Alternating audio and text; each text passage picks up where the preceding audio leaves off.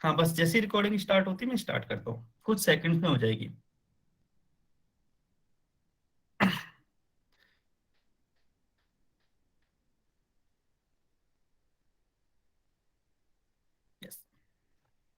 Okay, good evening everyone. जैसा कि आपको पता था कि हम कौन सा चैप्टर पढ़ रहे थे, हम नाइन्थ चैप्टर पढ़ रहे थे जो जिसका नाम है समांतर चतुर्भुजों और त्रिभुजों का क्षेत्रफल। यानी कि इसमें हम समांतर चतुर्भुजों और त्रिभुजों इन दोनों आकृतियों के क्षेत्रफल के बारे में पढ़ेंगे। लेकिन अभी तक हमने क्या पढ़ा, अगर अभी तक आप याद करोगे, अभी तक इस चैप्टर में हमने क्या पढ़ा है, अभी तक हमने समांतर चतुर्भुजों के बारे में पढ़ा है। एक तो ये कि समांतर चतुर्भुज होते क्या है, उनके क्या क्या गुण होते हैं, और एक समांतर चतुर्भुज के प्रकार क्या होते हैं। और उस प्रकार में क्या पढ़ा है, सबसे पहले हमने आयत पढ़ा था, उसके बाद वर्ग पढ़ा था, उसके बाद हमने समचतुर्भुज पढ़ा था। इसका मतलब हम जब समांतर चतुर्भुजों के क्षेत्रफल के बारे में पढ़ेंगे तो इसके साथ साथ हम एक तो आयत के क्षेत्रफल के बारे में पढ़ेंगे, क्योंकि ये भी एक तरह का समांतर चतुर्भुज होता है। एक हम वर्ग यानी कि स्क्वायर के क्षेत्रफल के बारे में पढ़ेंगे, क्योंकि ये भी समांतर चतुर्भुज होता है। और एक हम समचतुर्भुज के क्षेत्रफल के बारे में पढ़ेंगे। ठीक है, अब चूंकि हमें इनके क्षेत्रफल के बारे में पढ़ना था, इसलिए पहले हमने इन सभी आकृतियों के बारे में तो अभी तक सीख लिया है कि ये आकृतियां किस प्रकार की होती हैं और इनके क्या क्या गुण होते हैं। ठीक है, अगर मैं आपको पिछली क्लास का याद दिलाऊं तो पिछली क्लास में हमने एक तो वर्ग के बारे में पढ़ा था और उसके गुण पढ़े थे कि वर्ग के कौन कौन से गुण होते हैं। इसके बाद हमने समचतुर्भुज के बारे में भी पढ़ा। ठीक है, जहां हमने सीखा कि जो समचतुर्भुज होता है उसमें जरूरी नहीं है कि उसके चारों कोण 90 डिग्री के हों, लेकिन वर्ग के लिए यह जरूरी है कि उसके चारों कोण समकोण हों, राइट एंगल हों। ठीक है, ये हमने पिछली क्लास में पढ़ा था। अब जैसा कि हम हर क्लास में करते आए हैं कि पिछली क्लास से रिलेटेड एक क्वेश्चन सॉल्व करते हैं, तो चलिए अब हम वही क्वेश्चन सॉल्व करते हैं। वो आपको आपकी स्क्रीन पर दिख रहा होगा। अब इसका आंसर कहाँ देना है, इसका आंसर सभी को पोल सेक्शन में जाके देना है।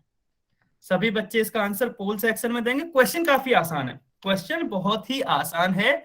हमें ये बताया है कि यदि आकृति पी क्यू आर एस में ओ एस, आपको ओ एस ढूंढनी है भुजा, ओ एस 2 सेंटीमीटर है, तो आपको वाई का मान बताना है। देखिए ये क्वेश्चन तो बहुत ही आसान है, बहुत ही आसान है। अगर आपने अभी अभी ज्वाइन किया होगा तो क्लास से पहले अभी आज ही किसी बच्चे ने डाउट पूछा था तो उनको मैं यही समझा रहा था। ठीक है, हाँ जी, बहुत ही आसान है, यस बिल्कुल सही बात है कि बहुत इजी है। ठीक है, सभी बच्चे आंसर करेंगे, सभी बच्चे आंसर करेंगे।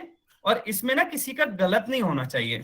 गलत क्यों नहीं होना चाहिए, देखो ये तो क्लियर दिख रहा है हमें, ये तो हमें डायग्राम से भी थोड़ा सा आइडिया आपको लग जाएगा कि y का मान क्या होना चाहिए। अच्छा, मैं आपको एक और चीज क्लियर कर दूं, y जो यहाँ है वो o से लेके q तक की दूरी है, o से लेके q तक की दूरी, ये है y।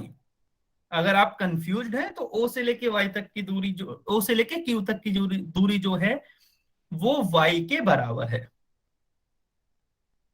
हाँ जी, ये बहुत ही आसान है, सही बात है आपकी, बहुत ही आसान है।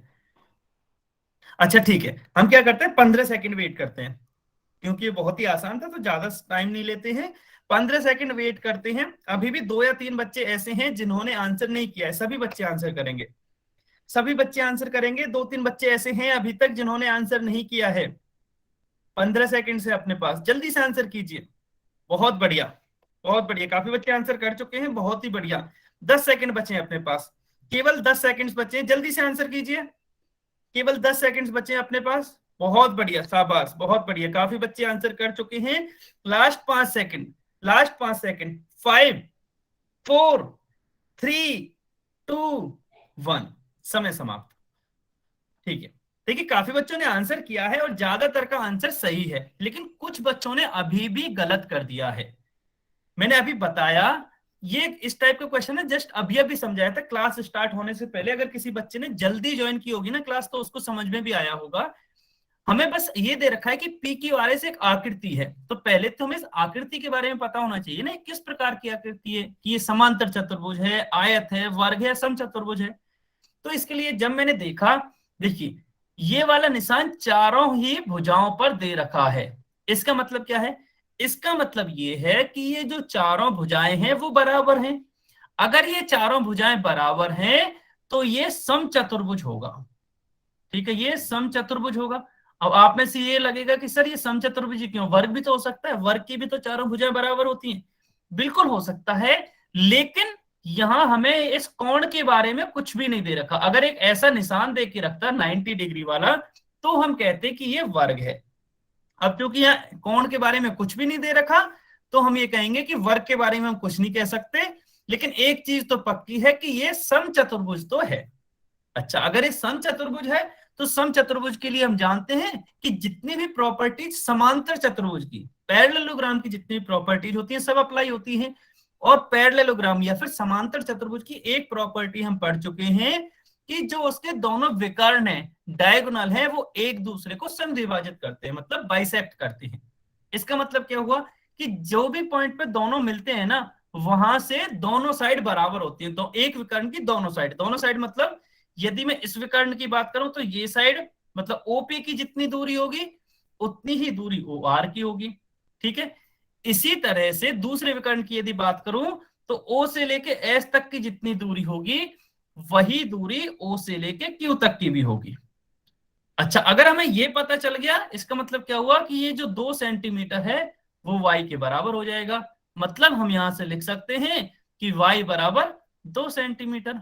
अगर हमें लिख सकते हैं तो आंसर आ गया, बस एक ही स्टेप का तो आंसर है। y का मान क्या हो जाएगा, 2 सेंटीमीटर हो जाएगा। तो ऑप्शन ए हमारा करेक्ट हो जाएगा। ठीक है, बहुत ही आसान था। मैंने देखो पहले भी बताया है जितनी भी क्लासेज हुई हैं कि आपको भुजाओं के बारे में और कोणों के बारे में तो जनरली याद रहता है, लेकिन आपको विकर्णों के बारे में भी याद रखना है कि विकर्णों के बीच में क्या संबंध होता है। किसी भी आकृति, चाहे वो समांतर चतुर्भुज हो, चाहे आयत हो, चाहे वर्ग हो, चाहे वो समचतुर्भुज हो, अगर आपको विकर्णों के बारे में भी संबंध पता है तो आप आसानी से आंसर निकाल सकते हो। जैसे कि यहां में क्या पता होना चाहिए था कि जो समचतुर्भुज के विकर्ण हैं वो एक दूसरे को क्या करते हैं, समद्विभाजित करते हैं। अगर आपको ये पता है तो आंसर अगले ही स्टेप में आ जाएगा, ऑप्शन ए। ठीक है, अच्छा अब सभी बच्चे कमेंट में लिख के ये बताएंगे, अभी तक हम 4 प्रकार की आकृतियों के बारे में पढ़ चुके हैं। एक तो समांतर चतुर्भुज, आयत, वर्ग और समचतुर्भुज। सभी को समझ में आ गई ना? ये बेसिकली सभी के सभी एक समांतर चतुर्भुज के ही प्रकार होते हैं, पैरेललोग्राम के ही टाइप्स होते हैं। चाहे हम रेक्टेंगल की बात करें, चाहे स्क्वायर की बात करें, चाहे रोम्बस की बात करें, वो सभी पैरेललोग्राम के ही टाइप होते हैं। ठीक है, बहुत बढ़िया। अब देखिए इन आकृति के बारे में तो पढ़ चुके हैं, अब हम क्षेत्रफल के बारे में पढ़ते हैं, क्योंकि चैप्टर का नाम तो यही है ना, समांतर चतुर्भुजों और त्रिभुजों का क्षेत्रफल। तो फाइनली हमें सीखना तो क्षेत्रफल के बारे में है, लेकिन पहले हमने आकृतियों के बारे में सीखा, अब हम क्षेत्रफल के बारे में सीखते हैं। ठीक है, अब क्षेत्रफल के साथ साथ हम सबसे पहले ये देखेंगे कि किसी भी आकृति की सीमा या फिर बाउंड्री का क्या मतलब होता है, परिमाप यानी कि पेरीमीटर का क्या मतलब होता है, और क्षेत्रफल यानी कि एरिया का क्या मतलब होता है। ये हम जनरल किसी भी आकृति के बारे में पढ़ेंगे, फिर उसके बाद में जाके हम समांतर चतुर्भुज के बारे में पढ़ेंगे। ठीक है, चलिए अगर मैं बाउंड्री की बात करूं, सीमा की बात करूं, ये आपको थोड़ा ध्यान से समझना है क्योंकि बहुत ही छोटे छोटे कॉन्सेप्ट है जो कि आपको याद रहने चाहिए। तो किसी भी आकृति के बाहर, किसी भी आकृति के बाहर चारों ओर यदि हम एक रेखा खींच दें, किसी भी आकृति के बाहर यदि हम चारों ओर रेखा खींच दें तो वही उसकी सीमा कहलाती है, वही उसकी सीमा। अच्छा, अगर नॉर्मली भी हम बात करें ना, जनरल भाषा में भी बाउंड्री क्या होती है, आपने देखा होगा कि किसी के खेत की बाउंड्री होती है, किसी के घर की बाउंड्री होती है। तो बाउंड्री क्या होती है, एक जो घर के चार दीवारी। हाँ जी, चार दीवारी, बिल्कुल सही बात है कि खेत के या घर के हम चारों साइड अगर दीवार बना दे तो उसे ही तो हम बाउंड्री कहते हैं, हिंदी में उसे सीमा कहते हैं। वही कॉन्सेप्ट यहाँ लगता है। जैसे मान लो इस त्रिभुज की बात करूं मैं, इस त्रिभुज की सीमा क्या होगी, तो इस त्रिभुज का ये इसकी लंबाई कितनी है वो, इस भुजा की लंबाई कितनी है वो, और इस भुजा की लंबाई कितनी है वो, वही इसकी सीमा कहलाएगी या फिर बाउंड्री कहलाएगी। ठीक है, इसका मतलब क्या हुआ कि यदि मैं इसी त्रिभुज की बात करूं तो इस भुजा की लंबाई प्लस इस भुजा की लंबाई प्लस इस भुजा की लंबाई, ठीक है, वो इसकी सीमा कहलाती है। या अभी प्लस भी ना करो तो यदि मैं इन तीनों रेखाओं से ये वाली वो खींच दूं तो ये इसकी सीमा है। अगर मैं आपसे पूछूं कौन सी सीमा है तो यही इसकी बाउंड्री है। अच्छा, इसी तरह यदि हम किसी और आकृति की बात करें, मान लो कोई चतुर्भुज ले लिया हमने, अभी कोई से प्रकार का चतुर्भुज हो सकता है, तो इस चतुर्भुज की भुजा, ये चारों भुजाएं जो हैं, इनकी ये सीमा हमें क्लियरली दिख रही है कि एक तो ये हो गई सीमा की, एक रेखा ये हो जाएगी, एक ये हो जाएगी, एक ये हो जाएगी और एक ये हो जाएगी। तो ये चारों साइड क्या हो गई, चार दीवारी है बेसिकली ये। तो उस चार दीवारी को ही सीमा कहते हैं, ठीक है, या बाउंड्री कहते हैं। क्योंकि ये चार भुजाओं से बनी आकृति थी, इसलिए हमने इसको चार दीवारी बोल दिया था। अब ये पांच भुजाओं से बनी हुई आकृति है, तो इसके लिए जो सारी दीवार होंगी, इसके लिए सभी साइड से जो इसकी बाउंड्री होगी, वही ये जो ब्लू कलर से आप देख सकते हो, जिसको मैं अभी ग्रीन कलर से हाईलाइट कर रहा हूं, वही इसकी बाउंड्री या फिर सीमा कहलाएगी। ठीक है, मतलब उसके बाहर की साइड यदि हम रेखा खींच दें इस तरह से, तो वो उसकी सीमा कहलाती है। आया समझ में?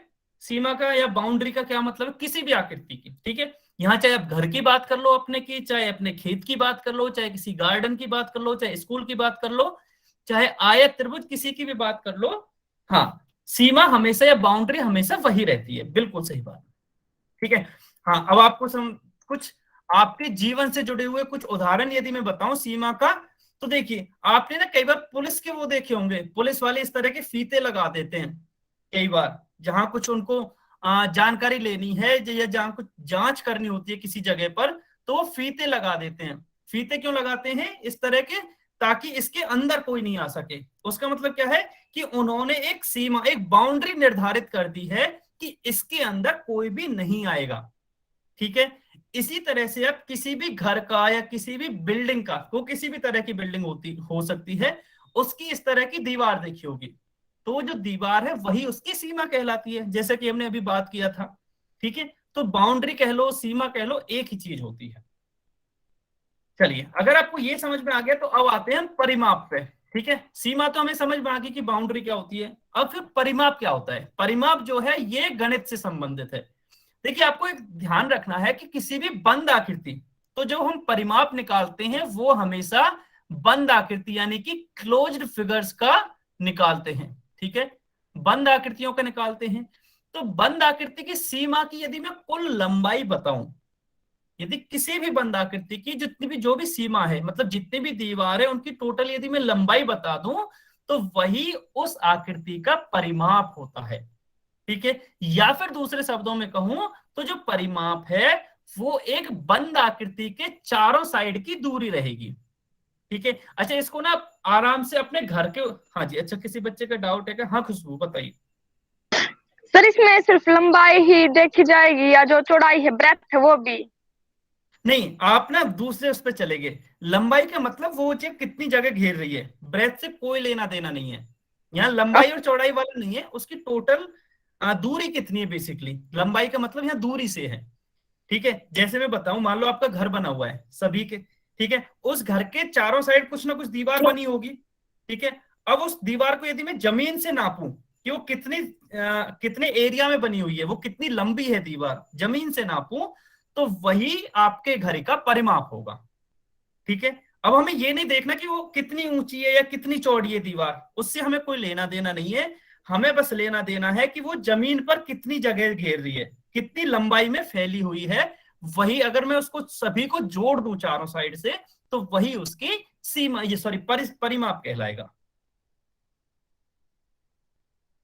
ठीक है, चलिए, अब जैसे इस त्रिभुज की बात करूं, ठीक है, इस त्रिभुज की बात करूं, तो यदि मुझे इस त्रिभुज का परिमाप निकालना है, तो मैं क्या करूंगा, मैं एक तो इस वाली भुजा को जोड़ूंगा, इस वाली भुजा की लंबाई कितनी है, फिर इस वाली भुजा की लंबाई कितनी है, और फिर इस वाली भुजा की लंबाई कितनी है, उन तीनों को जोड़ दूंगा, और जितनी भी लंबाई मुझे मिलेगी वही इसका परिमाप कहलाएगी। जैसे इस केस में पेरीमीटर या परिमाप क्या हो जाएगा कि भुजा ए बी की लंबाई प्लस भुजा बीसी की लंबाई प्लस भुजा सी ए या ए सी की लंबाई। अगर मैं इन तीनों लंबाइयों को जोड़ दूंगा तो मुझे पेरीमीटर या परिमाप मिल जाएगा। ठीक है, हम अभी जनरली, अभी मैंने उदाहरण ये त्रिभुज का लिया था, आप कोई सी भी आकृति ले सकते हैं। सबका परिमाप ये होता है कि उसकी सारी जो साइड्स होती हैं, जो भुजाएं होती हैं या बाउंड्री होती है, उनकी आप टोटल लंबाई जोड़ दो, जितनी भी टोटल लंबाई मिलेगी वही उसका परिमाप कहलाएगा। ठीक है, अच्छा, आप ना घर से समझे, घर का उदाहरण मैंने दिया था इसलिए शायद कंफ्यूज हो गए थे आपने, जो लंबाई और चौड़ाई में कंफ्यूज हुए। आप इसको ना उल्टा समझ के देखो। मान लो मैं पूछूं आपके खेत के लिए, तो खेत पे तो कोई दीवार ही नहीं होती, फिर खेत का परिमाप कैसे नापेंगे? तो खेत के साइड में जो बाउंड्री होती है वही तो नापनी होती है हमें कि वो कितनी लंबी है। ऐसे ही आप खेत के चारों साइड से नाप दो, वही उस खेत का परिमाप हो जाएगा। ठीक है, चलिए अब देखो एक और चीज रखनी है, क्योंकि जो परिमाप है वह लंबाई को बताता है, तो उस लंबाई का कुछ ना कुछ मात्रक भी तो होना चाहिए, तभी तो हम लंबाई बता सकते हैं। मान लो मैंने बोला कि लंबाई 2 है, अब जब तक मैं मात्रक नहीं बताऊंगा तो तब तक आपको समझ में कैसे आएगा? आपको लगेगा कि सर 2 मीटर है, 2 सेंटीमीटर है, 2 किलोमीटर है, कितनी है? तो इसलिए मात्रक भी आपको हमेशा लिखना होगा, मात्रक भी हमेशा लिखना होगा। जैसे कई बार जनरली लंबाई के मात्रक सेंटीमीटर और मीटर में लिखते हैं, किलोमीटर भी होता है, ऐसे नहीं है, तो मात्रक कुछ भी होता है, बट जनरली सेंटीमीटर और मीटर में ही होते हैं आपके क्वेश्चंस में। ठीक है, तो ये आपको हमेशा ध्यान रखना है कि जब भी आप किसी आकृति का परिमाप लिखोगे तो मात्रक भी लिखोगे। ठीक है, यूनिट्स क्या है उसकी, या यूनिट क्या है वो भी लिखोगे। चलिए अब जैसे यदि मैं इस चतुर्भुज है ये, अब इस चतुर्भुज के परिमाप की बात करूं तो इसकी चारों भुजाओं की जो लंबाई है उसका योग होगा। तो पहली भुजा पी क्यू, इसकी लंबाई प्लस क्यू आर की लंबाई प्लस आर एस की लंबाई और एस पी की लंबाई, इन चारों भुजाओं की जो लंबाइयों का योग होगा, तो ये बाउंड्री है इस केस में, तो इन बाउंड्रियों का जो योग होगा, उन सीमाओं का जो योग होगा, वही इस आकृति की या इस चतुर्भुज का परिमाप कहलाएगा। ठीक है, सेम इस पंचभुज के लिए है। ये जो भी आकृति आप दे रखी है, अगर मान लो इस तरह की भी आकृति आपको दे के रखें, तो बस आप उसकी सारी साइड्सों का टोटल कर लीजिए, सम कर लीजिए, वही उसका पेरीमीटर या परिमाप कहलाएगा। ठीक है, ये तो देखो बहुत ही आसान है। हाँ, अब आते हैं हम क्षेत्रफल पे। पहले पेरीमीटर बताओ, पेरीमीटर सबको समझ में आया, यानी कि परिमाप क्या होता है, किसी भी आकृति का परिमाप क्या होता है। ठीक है, जैसे अच्छा मैं इसको ना एक उदाहरण से और बताना चाह रहा हूं। जैसे मान लो, अच्छा मैं अभी आपको मेरी स्क्रीन नहीं दिखेगी, लेकिन मेरा वो दिख रहा होगा, ये मोबाइल दिख रहा है सभी को। अगर मैं इस मोबाइल का परिमाप निकालना चाहूं तो मुझे क्या करना होगा, मुझे इस साइड की लंबाई चाहिए कि ये कितना है, इसके बाद इसकी ये साइड की कितनी है, इसके बाद इसकी जो तीसरी साइड है इसकी लंबाई कितनी है और इसकी कितनी है। यदि मैं इन चारों साइड्स को जोड़ दूं तो मुझे पता चल जाएगा कि इसका परिमाप कितना है। ठीक है, अब बताइए सभी को परिमाप समझ में आया ना, कि परिमाप से क्या मतलब है, परिमाप होता क्या है। अब आपको किसी भी आकृति का यदि परिमाप पूछे तो आपको कंफ्यूज नहीं होना है। ठीक है, आपको कंफ्यूज नहीं होना है। चलिए, अगर आपको परिमाप समझ में आ गया तो अब क्षेत्रफल समझते हैं। देखिए जनरली आप कहां कंफ्यूज होते हो कि परिमाप और क्षेत्रफल में अंतर क्या होता है। ठीक है, तो उसके लिए पहले हम क्षेत्रफल पढ़ते हैं, फिर दोनों में हम अंतर समझने की कोशिश करेंगे कि दोनों में अंतर क्या है। ठीक है, चलिए क्षेत्रफल क्या है, तो एक बंद आकृति द्वारा घेरे गए, ध्यान रखना है, घेरे गए तल के भाग या क्षेत्र को दर्शाता है जो क्षेत्रफल होता है। एरिया क्या होता है कि कोई भी जगह, आप कोई भी आकृति कितना एरिया कवर कर रही है, किसी भी प्लेन पे कितना एरिया कवर कर रही है, या किसी भी तल में कितना क्षेत्र घेर रही है, वही उसका क्षेत्रफल कहलाता है। ठीक है, अब आपको कैसे समझ में आएगा, देखियो अगर मैं इससे देखूं, अगर मैं यहां बात करता कि इसका परिमाप क्या है, तो मुझे क्या होता, बस इनमें चारों भुजाओं को जोड़ देता, एक इस भुजा को, एक इस भुजा को, एक इस भुजा को और एक इस भुजा को, ये तो हो गया इसका परिमाप। लेकिन यदि मुझे इसका क्षेत्रफल निकालना है तो वो क्या होगा, ये कितनी जगह घेर रहा है इस स्क्रीन पर, तो ये इसके स्क्रीन पर कितनी घेर रहा है, ये मैं यहां से बनाऊंगा तो ये अंदर जितना भी वो है इतनी जगह घेर रहा है, तो इस जगह को ही, यही इसका क्षेत्रफल कहलाएगा। अब इसको कैसे कैलकुलेट करते, निकालते कैसे, वो बाद में सीखेंगे। पहले आपको इसका मतलब समझ में आना चाहिए कि क्षेत्रफल का मतलब क्या है और परिमाप का मतलब क्या है। परिमाप मतलब उसके चारों साइड की टोटल जो बाउंड्री है उसकी लंबाई कितनी है, और क्षेत्रफल मतलब वह कितनी जगह ले रहा है। ठीक है, जैसे ये पूरी जगह ले रहा है तो ये इसका क्षेत्रफल हो जाएगा। ठीक है, जैसे हाँ, जैसे आप यहां देख सकते हो, ये जो कलरफुल वो कर रखा है वही इसका एरिया या क्षेत्रफल हो जाएगा, वही इसका एरिया या फिर क्षेत्रफल हो जाएगा। बहुत बढ़िया, अगर आपको समझ में आ रहा है। अब जैसे हमने पेरीमीटर या परिमाप के बारे में पढ़ा था कि चूंकि वो भी एक लंबाई है और हमें वहां यूनिट या मात्रक लिखना जरूरी है, सेम क्षेत्रफल के लिए भी है कि क्षेत्रफल के लिए भी आपको हमेशा मात्रक लिखना पड़ेगा। आप कहीं भी ऐसा नहीं कह सकते कि क्षेत्रफल इसका 4 है, 4 के साथ आपको उसका मात्रक बताना पड़ेगा। और आपको हमेशा ध्यान रखना है कि परिमाप का मात्रक तो वही होता है जो लंबाई का मात्रक होता है, मतलब मीटर या सेंटीमीटर। लेकिन क्षेत्रफल का मात्रक क्या होता है? सेंटीमीटर स्क्वायर या वर्ग सेमी, कहीं आपने पढ़ा होगा हिंदी में वर्ग सेंटीमीटर। ठीक है, इसको लिखते हैं। इसी तरह मीटर स्क्वायर या फिर वर्ग मीटर। ठीक है, या फिर वर्ग मीटर। अच्छा, इस पे भी आएंगे कि यहाँ स्क्वायर क्यों लगा होता है। ठीक है, केवल हम सेंटीमीटर एक बार क्यों नहीं लिखते, यहाँ स्क्वायर क्यों लगा होता है, तो ये भी हम सीखेंगे। ठीक है, इसमें भी। हाँ खुशबू बताइए। सर जो मतलब जो ट्रायंगल है उसमें अगर हम सेंटीमीटर स्क्वायर लगाएंगे, जो सेंटीमीटर स्क्वायर वो सभी मतलब किसी भी उसका एरिया निकाल लेंगे तो सेंटीमीटर स्क्वायर आएगा, मतलब स्क्वायर लगेगा। हाँ जी, मैं वही बता रहा हूँ कि वहां स्क्वायर हमेशा होता है, चाहे वो किसी का भी हो, चाहे वो ट्रायंगल का निकालो, चाहे आप रेक्टेंगल का निकालो, चाहे कोई सी भी आकृति हो। जब भी आप एरिया या क्षेत्रफल निकालोगे तो स्क्वायर हमेशा लगाओगे। अच्छा, इसका ना मैं एक मोटा मोटा कॉन्सेप्ट आपको बता ही देता हूँ। ठीक है, जनरली जो परिमाप होता है, परिमाप जो होता है या पेरीमीटर जो होता है, वो क्या होता है? एक लंबाई होती है और उसमें दूसरी लंबाई जोड़ते हैं। ठीक है, ठीक है, दूसरी लंबाई जोड़ते हैं, इसलिए हमें नई कोई तीसरी लंबाई मिलती है। ठीक है, नई लंबाई मिलती है।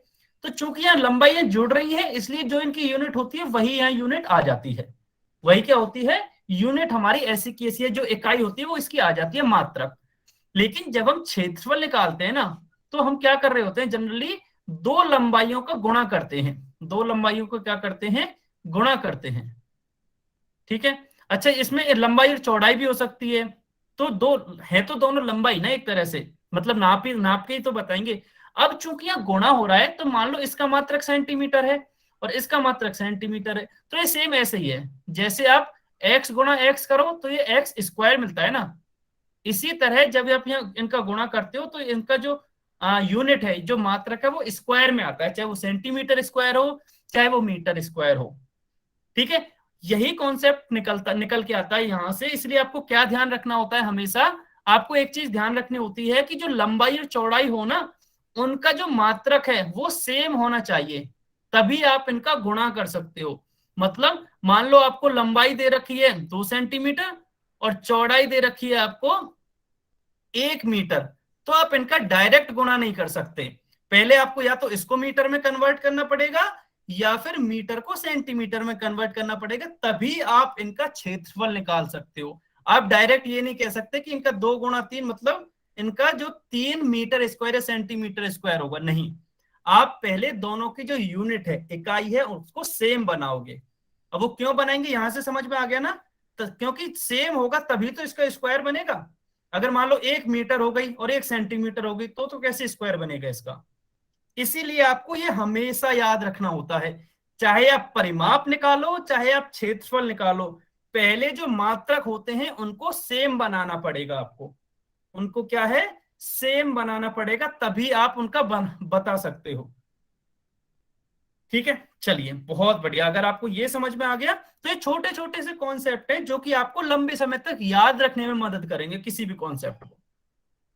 ठीक है, चलिए। अब जैसे मान लो इस वाले उसकी मैं क्षेत्रफल की बात करूं, तो जैसे मैंने बताया क्षेत्रफल मतलब ये कितनी जगह घेर रहा है, तो ये जो कलरफुल वाला एरिया है वही इसका क्षेत्रफल कहलाएगा। वही क्या कहलाएगा? इसका क्षेत्रफल या फिर एरिया। सेम यदि इस प्रकार की किसी भी आकृति की आप बात करो, तो इसके अंदर ये कितनी जगह घेर रहा है, ये वाली जो कितनी जगह है, वही इसका क्षेत्रफल कहलाएगा। वही क्या कहलाएगा? क्षेत्रफल कहलाएगा। अच्छा, इन दोनों का ना मैं एक अलग से आपको उदाहरण और दे देता हूं, क्षेत्रफल और परिमाप का एक और बहुत ही आसान सा उदाहरण मैं क्या करता हूं। हाँ, मैं एक अलग पेज लेके बता देता हूं। देखो, मान लो ये आपका बोर्ड है। बोर्ड मतलब सबके स्कूल में व्हाइट बोर्ड या ग्रीन बोर्ड होते हैं। मान लो ये आपका बोर्ड है इस तरह का। ठीक है, अब इस बोर्ड का क्षेत्रफल और पेरीमीटर का क्या मतलब है? देखिए, दो तरह के होते हैं। आप अभी मान के चलो आपके स्कूल में ग्रीन बोर्ड है या ब्लैक बोर्ड है, ठीक है, जहां चौक से लिखते हैं, वो मान के चलना है भी आपको। अब दोनों में अंतर क्या होता है? परिमाप और क्षेत्रफल में परिमाप का मतलब तो ये है कि उस बोर्ड के चारों ओर मान लो मुझे लकड़ी लगानी है ताकि मैं उस बोर्ड को टांग सकूं।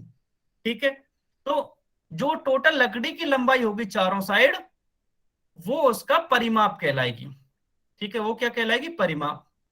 ठीक है, ये तो हो गया परिमाप। फिर क्षेत्रफल क्या होगा?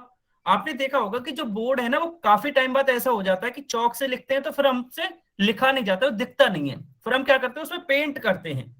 तो जितने भी भाग पे पेंट करते हैं वह उसका एरिया कहलाता है। इसके अंदर ही तो करते हैं ना हम पेंट। अगर ब्लैक बोर्ड आपने पुराने देखे होंगे तो वहां ब्लैक कलर से पेंट किया जाता था, तभी आपको चौक का लिखा हुआ सही से दिखता था। तो वो पेंट कितना होगा, तो वो हम उसके क्षेत्रफल से निकालते थे। और वो जो पेंट जितने हिस्से पे करते थे वही उसका क्षेत्रफल कहलाता है। आया समझ में? क्योंकि पेंट जितने हिस्से पे होगा वही तो है कि वो कितना स्थान घेर रहा है। आया इससे समझ में सभी को? आपको ना, हाँ, ये ना बहुत वैसे आसान सा कॉन्सेप्ट है, पर कई बार आप भूल जाते हो कि परिमाप कहाँ निकालना है और कहाँ आपको क्षेत्रफल निकालना है। बहुत बढ़िया, बहुत ही बढ़िया। अगर आपको ये समझ में आ गया, चलिए अब क्वेश्चन करते हैं। Question number 21। सभी इसका आंसर कहाँ करेंगे, पोल सेक्शन में। Question number 21। यहां आपको एक त्रिभुज दे रखा है, बहुत ही आसान सवाल है, और आपको परिमाप निकालना है कि परिमाप क्या होगा। परिमाप निकालना है आपको कि परिमाप क्या होगा।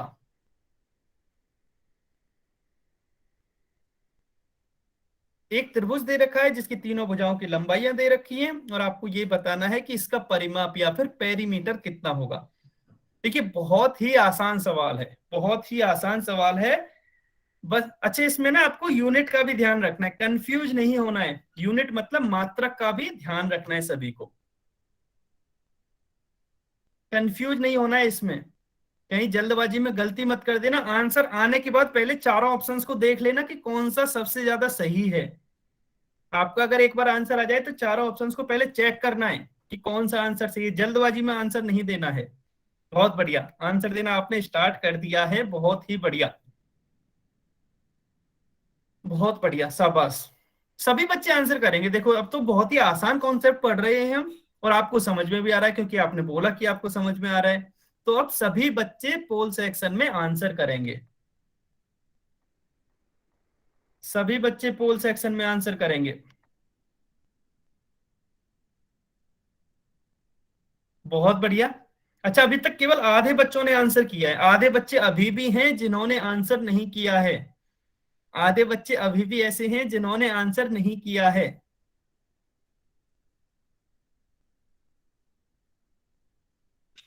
आधे बच्चे अभी भी ऐसे हैं जिन्होंने आंसर नहीं किया है। सभी बच्चे आंसर करेंगे। देखो, सभी बच्चे आंसर करेंगे। अगर आप आंसर नहीं करोगे तो मुझे कैसे पता चलेगा कि आपको समझ में आया या नहीं आया। इसलिए सभी बच्चे क्वेश्चन का आंसर करेंगे, क्योंकि बोल तो सभी रहे हो आपकी आंसर कि आपको समझ में आया है, तो मुझे पता तभी चलेगा ना जब सभी बच्चे आंसर करेंगे। बहुत बढ़िया, काफी बच्चे वैसे कर चुके हैं। अभी भी कुछ बच्चे हैं जिन्होंने आंसर नहीं किया है। कुछ बच्चे अभी भी हैं, 3-4 बच्चे और हैं। 15 सेकंड वेट करते हैं हम। 15 सेकंड वेट करते हैं, उसके बाद हम डिस्कस करेंगे। 15 सेकंड है। जिस भी बच्चे ने आंसर नहीं किया प्लीज अपना आंसर सबमिट करें, जल्दी से आंसर करेंगे। 15 सेकंड से आपके पास, बहुत बढ़िया, शाबाश, बहुत बढ़िया। काफी बच्चे आंसर कर चुके हैं। 10 सेकंड बचे हैं आपके पास। 10 सेकंड बचे, जल्दी से आंसर कीजिए, जल्दी से। 10 सेकंड है केवल, केवल 10 सेकंड बचे, जल्दी से आंसर कीजिए। बहुत बढ़िया। 2 बच्चे और बचे हैं अभी, जल्दी से आंसर कीजिए। 10 सेकंड है आपके पास। Last 5 second. 5, 4, 3, 2, 1। समय समाप्त। चलिए इस क्वेश्चन को डिस्कस कर लेते हैं। अच्छा, इसमें ना आपको बताना पड़ेगा कि ऑप्शन डी किस किसने आंसर किया। कमेंट में लिखना, ऑप्शन डी किसने किया है। ऑप्शन डी किस किसने आंसर किया है। मैं ऐसे सभी किसी को पूछूंगा। ओके, 2 बच्चे, खुशबू, सूरज, और मैं भी आंसर पूछ नहीं रहा कि सही कौन सा है, मैंने अभी बताया नहीं है, मैं बस पूछता जा रहा हूँ कि आंसर डी किस किसने किया है। अच्छा, 3 बच्चों ने किया, तीनों ने बता दिया है। खुशबू के नाम से जो बच्चा है, सूरज और संदीप के नाम से जो बच्चा है। ठीक है, सी आंसर किसने किया है। सी आंसर किसने किया है, वो बस सी लिख दे, मतलब हाँ, कमेंट में केवल सी लिख देना, मतलब कमेंट में अपना बस वही ऑप्शन लिख देना जब मैं पूछूं तो। अभी मैं सी वालों से पूछ रहा हूँ तो केवल सी वाला बताएगा कि सी में किसने किया है आंसर। जल्दी से बताइए, सी आंसर किसने किया है। किया है, आंसर तो किया है, तो इसलिए बताना पड़ेगा किसने आंसर किया है। अच्छा, जरूरी नहीं है, तो वो सही हो सकता है, सही हो सकता है, आपको बताना है।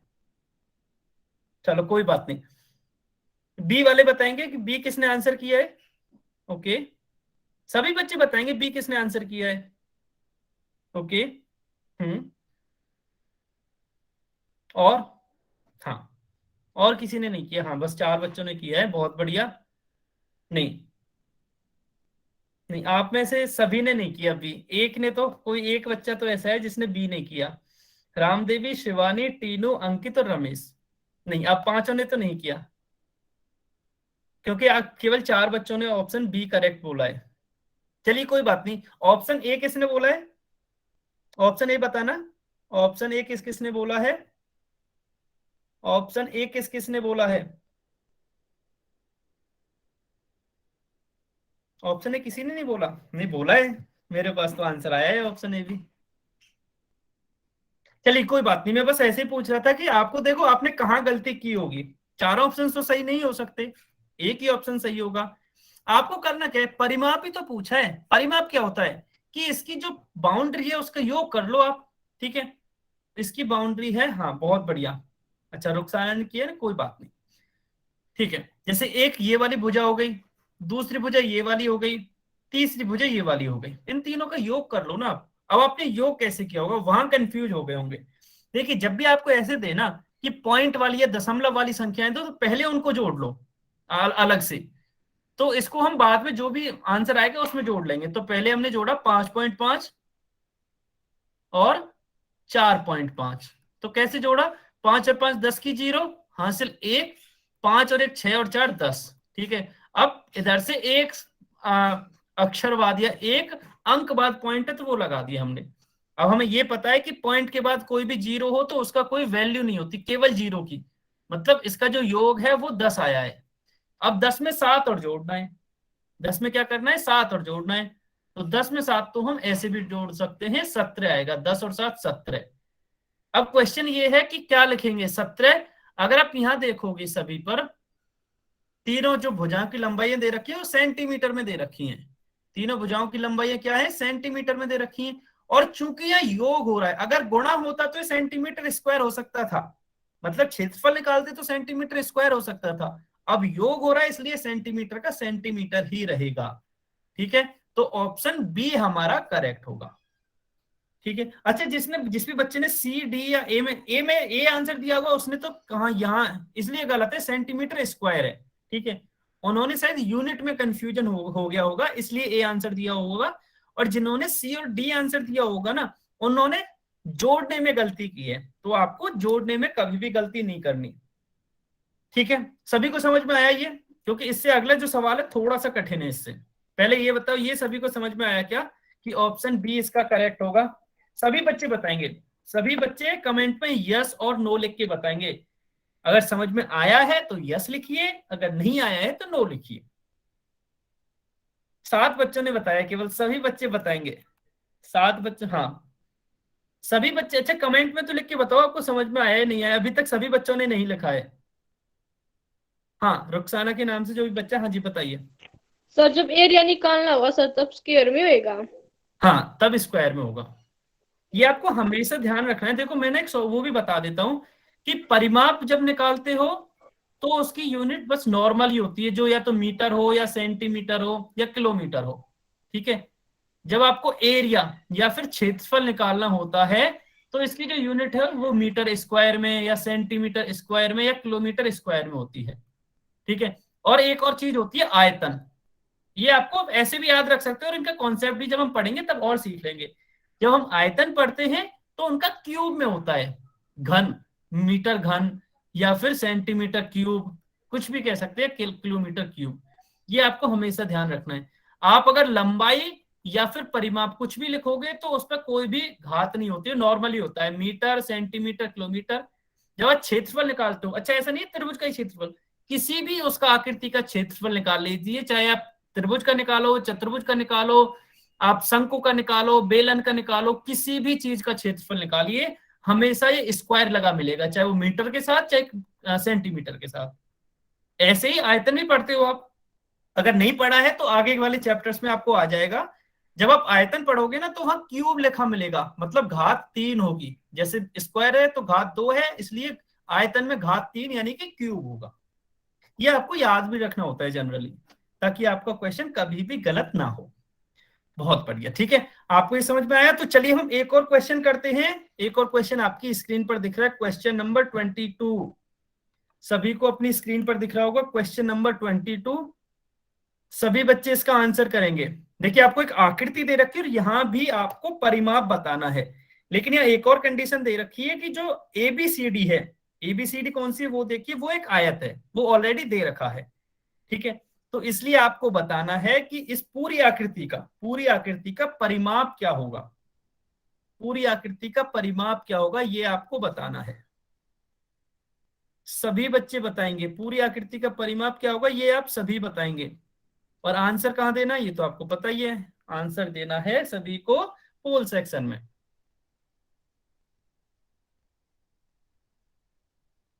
जल्दी से आंसर कीजिए। देखिए क्वेश्चन ये भी आयत आसान है। बस का बताना। नहीं नहीं नहीं, पूरी आकृति का। पूरी आकृति में सर। अब क्या है, एक तो त्रिभुज दिख रहा है, लेकिन नीचे वाली आकृति कौन सा चतुर्भुज है उसके लिए अलग से दे रखा है कि वो एक आयत है, इसलिए वो अलग से लिख रखा है। केवल आयत का नहीं बताना, पूरी ही आकृति का बताना है। सोच लो, जल्दबाजी मत करना, सोच लो आराम से तब आंसर करना। जल्दबाजी किसी को नहीं करनी, क्योंकि जल्दबाजी में आपका आंसर गलत हो सकता है। जल्दबाजी किसी को भी नहीं करनी है।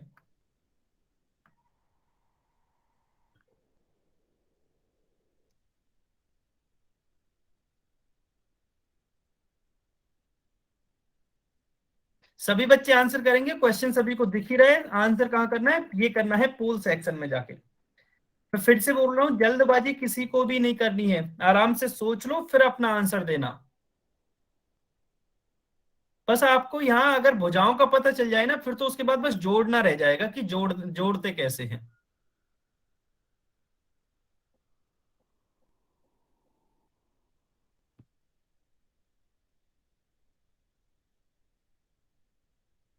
ठीक है, आंसर आना स्टार्ट हो गया है, बहुत बढ़िया। सभी बच्चे आंसर करेंगे।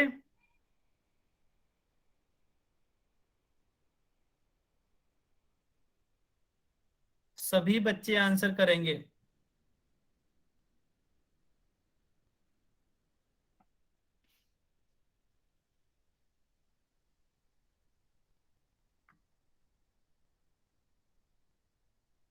बहुत बढ़िया, काफी बच्चे आंसर कर चुके हैं, बहुत ही बढ़िया, ज्यादातर का सही भी है, अच्छी चीज ये है। ठीक है, तो सभी बच्चे ध्यान रखेंगे कि आप समय ले लो, जल्दबाजी नहीं करनी। मैं फिर से बोल रहा हूँ, जल्दबाजी नहीं करनी, आप समय ले लो, फिर आप अपना आंसर दे सकते हो। जल्दबाजी किसी को भी नहीं करनी है।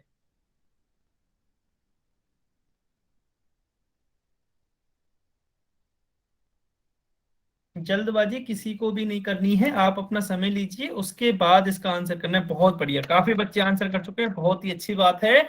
और ज्यादातर का आंसर सही भी है, ज्यादातर का आंसर सही भी है, बहुत ही बढ़िया।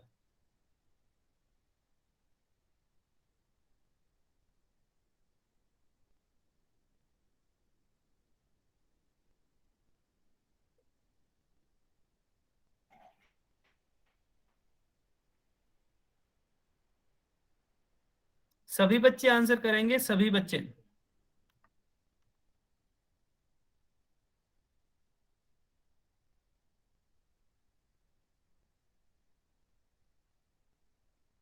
बहुत बढ़िया, काफी बच्चे आंसर कर चुके हैं।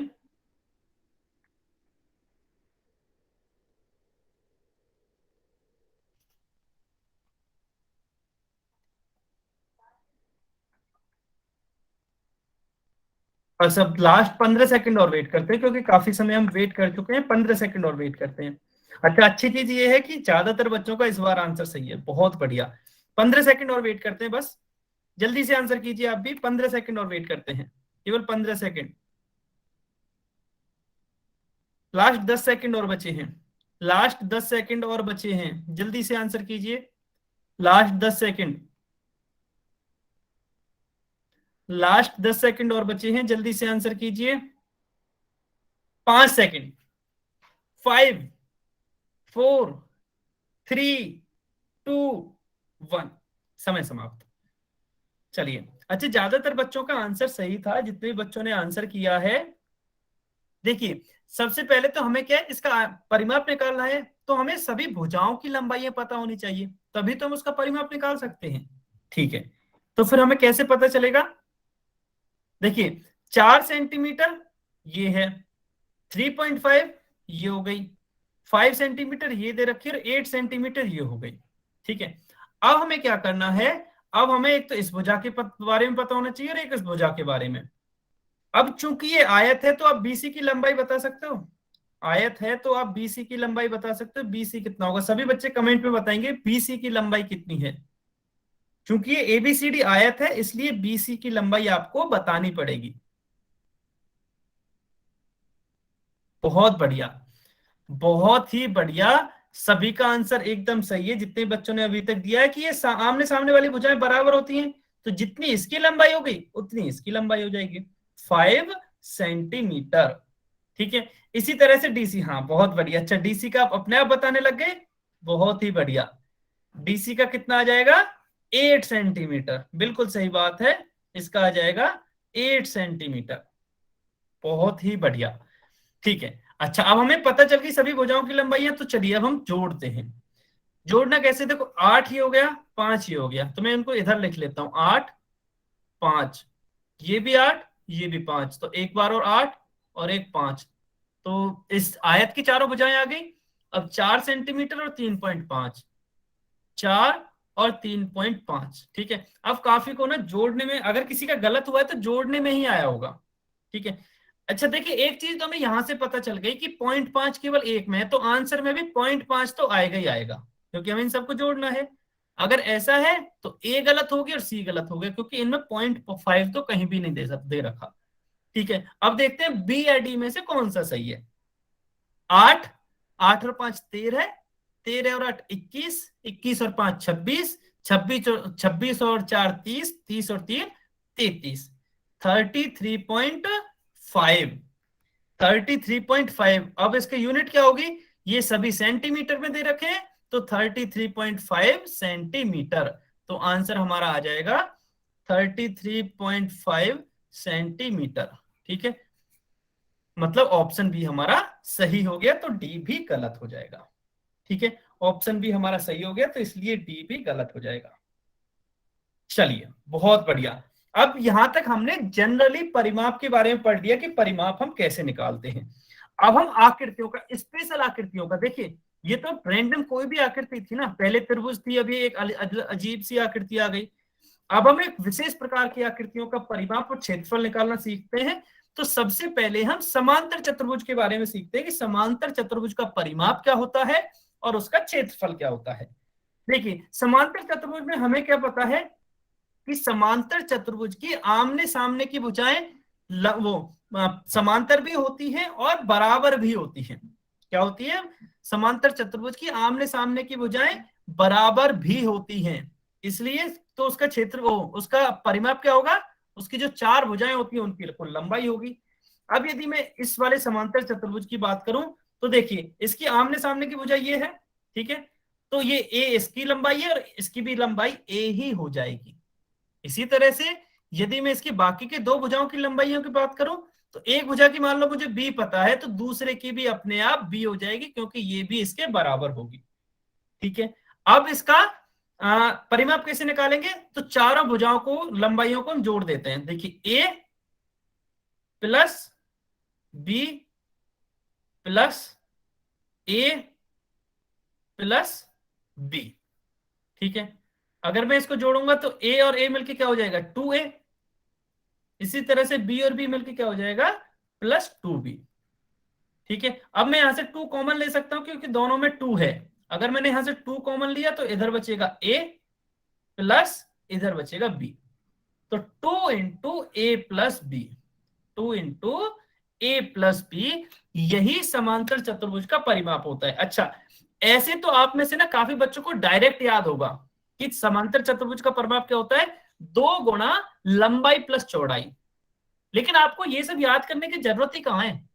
आप याद केवल उन चीजों को करो जो वास्तव में याद रखनी है। आपको तो मेन कॉन्सेप्ट पता है ना कि जब भी परिमाप पूछेगा तो हम तो चारों भुजाओं को जोड़ देंगे, बात खत्म। अगर आप चारों भुजाओं को जोड़ना जानते हो तो अगर आप मान लो ये भूल भी गए ये जो फॉर्मूला है, तो भी काम चल जाएगा। ठीक है, चलिए तो इसके बारे में अब यही हमने सीखा कि जो परिमाप होता है वो क्या होता है, 2 गुणा, अच्छा ए क्या थी इसकी लंबाई, ये लंबाई या लेंथ है, और ये ब्रेथ है मतलब चौड़ाई है, तो 2 इंटू लेंथ प्लस ब्रेथ, ये इसका फॉर्मूला होता है। वैसे आप चाहो तो याद भी रख सकते हो, अगर याद नहीं है तो भी कोई समस्या नहीं है, ठीक है, तो भी आप आसानी से यहां से निकाल सकते हो। ये तो हो गया इसका परिमाप। अब बात आती है क्षेत्रफल की। देखिए परिमाप तो हम डायरेक्ट निकाल लेते हैं, लेकिन क्षेत्रफल को निकालना थोड़ा सा मुश्किल होता है। फिर क्षेत्रफल होता क्या है, देखिए क्षेत्रफल कैसे निकालते हैं कि समांतर क्षेत्रफल होता क्या कि वो समांतर चतुर्भुज कितना स्थान घेर रहा है वह उसका क्षेत्रफल कहलाता है।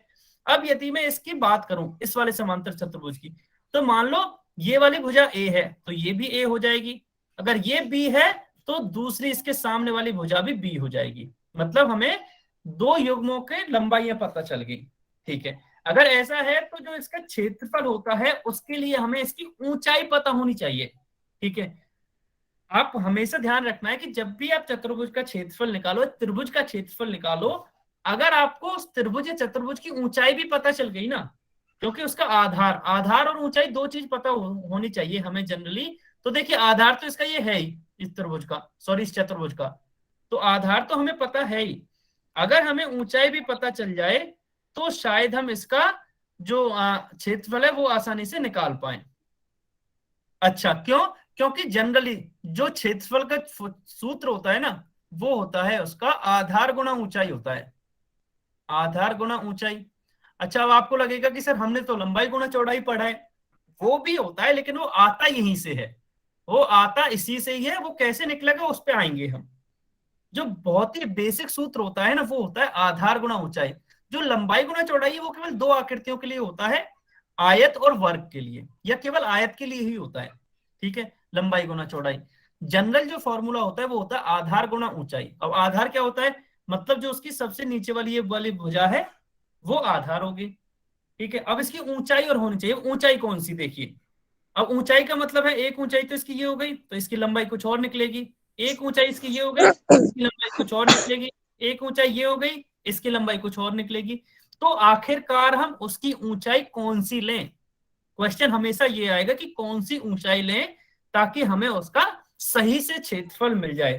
तो यहां आपको ध्यान रखना है कि ऊंचाई, ऊंचाई कौन सी होती है, जो इसकी मिनिमम या न्यूनतम दूरी होगी इन दोनों के बीच में वही इसकी ऊंचाई होगी।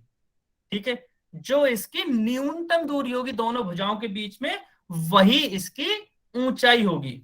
ठीक है, अच्छा इसका मतलब क्या हुआ, अब फिर हमें ये कैसे पता चलेगा न्यूनतम दूरी कौन सी है, तो ये आपको हमेशा ध्यान रखना है कि जो लंबवत दूरी होगी, अब लंबवत का क्या मतलब है कि यदि मैं एक भुजा से, इस वाली भुजा से एक लाइन इस तरह से खींचूं जो कि इस पे लंब हो जाए, मतलब ये 90 डिग्री का कोण बन जाए, तो ये वाली जो ऊंचाई है ना वो उसकी न्यूनतम ऊंचाई होगी।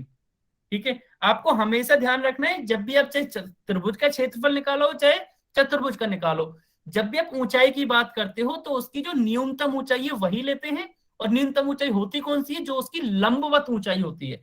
लंबवत ऊंचाई का क्या मतलब है कि यदि मैं एक ऐसी लाइन खींच दूं जो इस पे लंब बन जाए, जो इस पे लंब बन जाए वही इसकी लंबवत ऊंचाई होगी।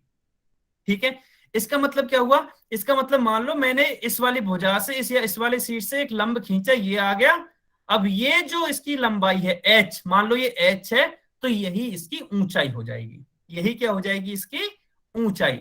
अब हमने ये अभी मैंने पढ़ा बताया था आपको कि जो क्षेत्रफल का सूत्र होता है वो होता है आधार गुणा ऊंचाई। अब आप आधार बताइए, इसमें आधार कितना है जल्दी से कमेंट में लिख के, बेस बताइए, बेस क्या है इसका क्वाड्रिलेटरल का, या पैरेललोग्राम है इस केस में तो पैरेललोग्राम का बेस क्या है, या इस समांतर चतुर्भुज का आधार क्या है, जल्दी से बताइए। उसकी लंबाई दे रखी है, हाँ ए बी सही है, मतलब भुजा ए बी की, लेकिन लंबाई इसमें दे ही रखी है ना, तो वही बता दीजिए डायरेक्ट। भुजा ए बी की लंबाई दे रखी है, आप अगर आप देखोगे ध्यान से, भुजा ए बी ना ये यहां से लेके यहां तक, तो इसकी लंबाई दे रखी है बी है, तो आधार क्या हो जाएगा, आधार हो जाएगा बी। ठीक है, आधार हो जाएगा बी, और ऊंचाई तो हमने अभी पता की है कि ये h है, तो ये हो गया h, ये क्या हो गया h, तो इसका क्षेत्रफल हो जाएगा b गुणा h। ठीक है, इसका क्षेत्रफल क्या हो जाएगा, बी गुना एच। अब आपको बी गुना एच ध्यान रखना है, बिल्कुल नहीं, आपको ध्यान रखना है आधार गुना ऊंचाई। अब ऊंचाई क्या होगी, जो उसकी लंबवत दूरी होगी, ये ध्यान रखना है आपको। ठीक है, तो क्षेत्रफल क्या हो गया, क्षेत्रफल हो गया आधार गुना शीर्ष लंब भी कहते हैं इसको।